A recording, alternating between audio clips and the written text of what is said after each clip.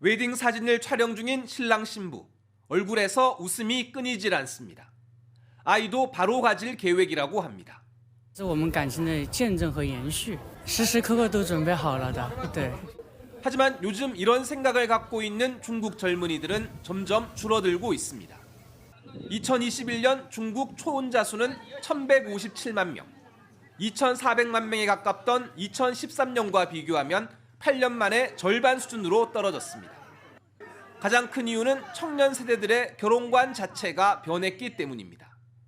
부모 세대와 달리 결혼을 필수라고 생각하지 않는 청년들이 많아졌습니다. 不想结婚的想法，就是因为现在女性都比较独立了，就不像过去有可能要，依靠男人吧。而且两个人的话，如果不能提高生活质量的话，还不如一个人更好。 결혼은 해도 아이는 갖지 않겠다는 사람들도 많습니다. 높은 집값과 생활비도 감당하기 힘든데 교육비 부담이 너무 크다는 겁니다. 한 조사에 따르면 현재 중국 도시가정의 지출에서 자녀 교육비 비중은 35%나 됩니다. 买房啊什么的，生活自己对生活质量要求也比较高一点啊，对，暂时没有这个想法。 수업이 끝나는 시간 학교 앞에는 이렇게 아이를 데리러 온 할아버지 할머니들을 많이 볼 수 있습니다. 중국도 맞벌이 부부가 많아 조부모의 도움 없이는 아이를 키우기 힘든 게 현실입니다. 因为我哥哥他是一个双胞胎，然后又生了一个孩子，他们家3个孩子，然后但是负担也挺大的，全就是希望妈妈我妈妈接济嘛，所以说我就看他们我就有点不太想要孩子。 지금 추세대로라면 중국 인구가 30년 내 반토막 날 거라는 연구 결과도 있습니다. 비상이 걸린 중국 당국은 가정 경제의 부담을 줄이기 위해 사교육 폐지에 나섰습니다. 지방 정부들은 앞다퉈 육아 지원금을 도입했고 쓰촨성은 미혼자의 자녀 출생 신고까지 허용하는 등 각종 출산 장려책이 쏟아지고 있습니다. 베이징에서 MBC 뉴스 이혜인입니다. 세계에서 인구가 가장 많은 중국도 이제 인구가 줄어들기 시작했습니다. 집계를 시작한 이후 처음으로 인구가 감소하면서 올해는 인구 대국 자리를 인도에 넘겨줄 것으로 보이는데요. 지난해 경제 성장률도 목표치에 크게 미치지 못한 것으로 나타났습니다. 베이징에서 조희영 특파원이 취재했습니다. 중국 베이징 중심의 상업지구, 각종 사무실과 음식점이 모여 있는 곳인데 폐업한 점포들이 눈에 띕니다. 텅 빈 가게엔 세입자를 구한다는 안내가 붙어 있습니다.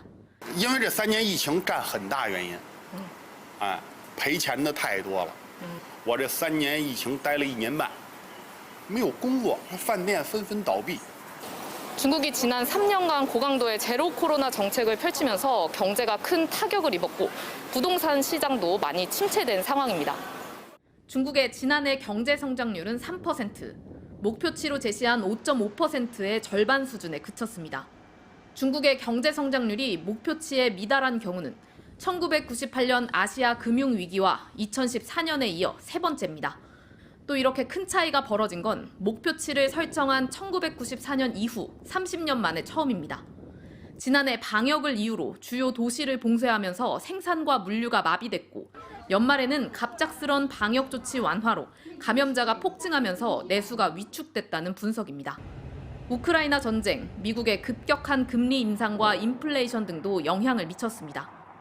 这个需求收缩啊，供给冲击，预期转弱啊，这个3重压力啊在持续的演化。 중국의 성장을 견인해왔던 인구도 집계 이래 처음으로 감소했습니다. 지난해 말 기준 중국의 인구는 14억 1,175만 명으로 직전해보다 85만 명 줄었습니다. 16세에서 59세 노동 연령 인구 비율은 62%로 10년 전 70%에서 8%포인트 낮아졌습니다. 결혼과 출산이 감소하고 있는 게 원인인데 정부 차원에서 현금 지원과 주거 혜택 등을 확대하고 있지만 효과가 거의 없습니다. 사우스 차이나 모닝포스트는 앞으로 중국은 줄어든 노동력과 소비력, 압박받는 연금 체계로 어려움을 겪을 것이라고 경고했습니다. 베이징에서 MBC 뉴스 조희영입니다. 우리나라뿐 아니라 중국과 일본 같은 동아시아 국가들에서 인구 절벽 문제가 유독 심각한 상황입니다. 그래서 일본과 중국도 앞다퉈서 다양한 대책들을 내놓고 있는데 오늘 이 내용 차례로 살펴보겠습니다. 자, 먼저 일본에서는 저출생 문제를 전담하는 정부 기구를 새로 만들기로 했고요. 지자체들도 파격적인 대책들을 내놓고 있습니다. 도쿄에서 현영준 특파원이 전해드리겠습니다. 도쿄 북부의 아다치구는 저출생 대책으로 자녀 1인당 최대 3,600만 엔, 우리 돈 3억 5천만 원까지 대학 등록금을 무상 제공하기로 했습니다. 구민 중에서 40명을 선발해 지원하는데 교육비 부담을 줄이기 위한 파격적인 대책입니다. 大学に入った後、常に成績が 4.0 以上であって、4人世帯で800万円ぐらいまでのケースを見ているんですけれど。 세타가야구를 비롯해 많은 지자체가 둘째나 셋째 아이부터 주던 출산 지원금을 첫째부터 주기로 하는 등 예산과 정책 우선순위가 저출생 대책으로 바뀌고 있습니다. 특히 중학생까지 지원하는 매달 10만 원의 아동수당을 부모의 소득 수준에 관계없이 고등학생까지 확대하는 방안도 논의 중입니다. 일본 정부는 이 같은 다양한 저출생 대책들을 통합 지원하기 위해 오는 4월 최초로 어린이 가정청을 출범시킵니다.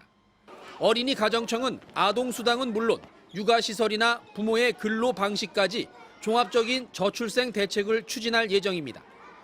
기시다 총리도 전국을 돌며 저출생 대책 마련에 발벗고 나섰습니다.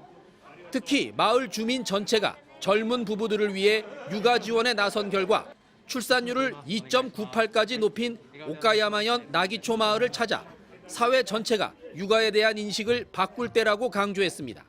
人とつながれたことがすごく心の支えになり、ここ奈義町で安心してのびのびと楽しく子育てができたのかなという点が一番良かった点です。